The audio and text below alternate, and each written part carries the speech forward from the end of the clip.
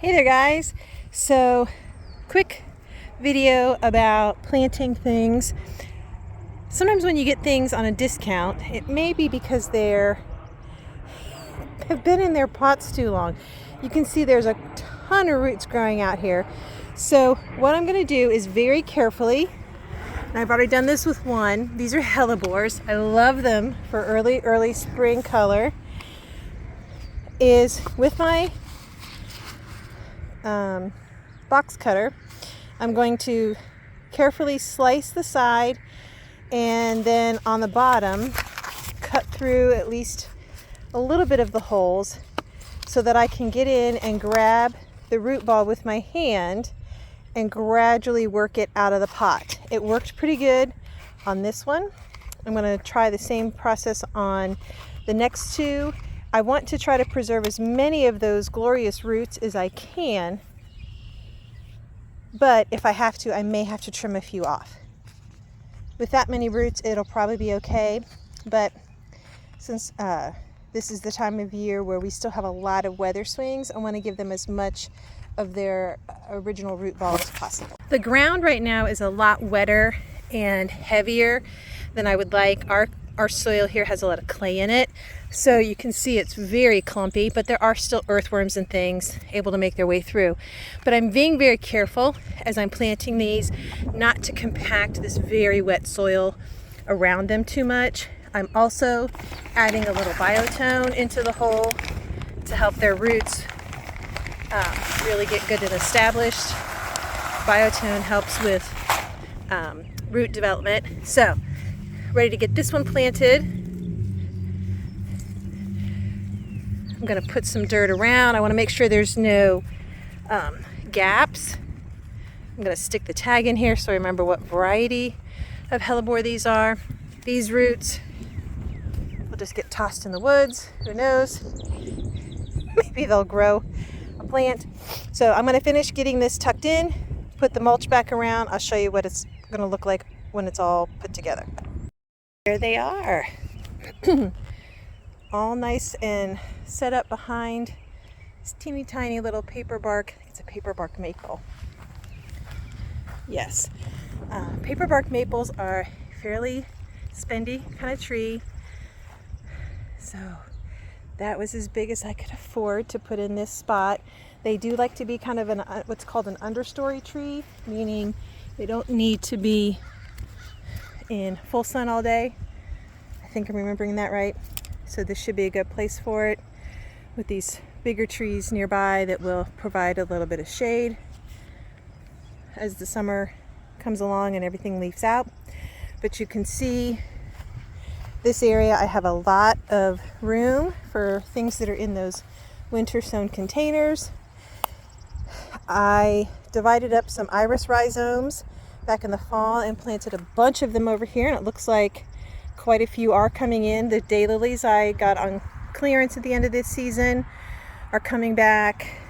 The hellebore that I moved over here to be in a little bit of a shadier spot is coming in, as well as some astilbe that I moved, some heuchera. Well, no, wait. These are related to heuchera. They're very similar, but they have a slightly different name. I can't remember what it's called. I want to think something like foamy bells. And then, I don't know what it is with me and Brunnera. One is coming back. I had put 5 or 6 in here. Oh, maybe there's another one. Is this a Brunnera? That might be a Brunnera, or it might be a weed. We'll give it a little bit of time to see. But I have the hardest time with Brunnera. I was hoping this would be a better spot for it. It's a little more shaded. Let's see, what else do we have here? This is a random coral bell that I thought was lady's mantle last year, but it turned out it was a coral bell, and it was pretty fried a lot of the time in the place where I had it before. There's some hostas starting to peep up. I think there's more than this that's here, so we'll see if they come back. And then these are some of my very favorite hydrangeas. They're called the Twist and Shout, and if you put some acid treatment on the ground, they will be blue. If you don't, where I live, they'll be pink. And what I have found, because I have 3 more of these over by the house, they're kind of sensitive. So if they had started budding out, and then when we had a cold snap, you can see there, let's see if that'll focus. They get basically frost fried.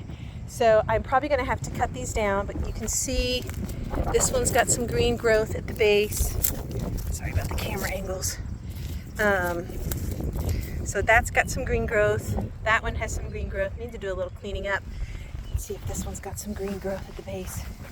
Yes, right there, I think. Yeah. So they'll be okay, and they will eventually bloom because they bloom on both old and new wood. But as you can see, it looks like I'm not going to get anything on the old wood. So at some point here, when I can get back around to do some more spring cleaning up, these I'll pretty much cut down almost to the ground, because this old wood is just going to snap off eventually at some point. So it needs to go. But there we have it. Well, these are heucheras that I moved over here to hopefully give them a happier spot. So lots still to do with this bed, lots of planting. I need to trim back now these grasses, but I don't know when they're supposed to start. This is my first time really having grasses like this, but I know I need to cut them back down within a few inches of the ground. What's this stuff called? Snow on the mountain, I think, the green stuff. Well, these grass things here are called Haconaclea, I think. And they don't get super big, but they, I thought, would provide a nice little camouflage for the big green electrical box. And I think these are called snow on the mountain. Yeah, snow on the mountain. And I've heard that they can actually sometimes be almost somewhat invasive, which would not necessarily be a bad thing for this area if I can keep it kind of confined here, because as you can see already, there's lots of weeds wanting to pop up in this spot that used to just be woods. So there we have the beginnings of my new bed that I put in last fall, and now a few hellebores added to it. Thanks for joining me here today in Aunt Susan's garden.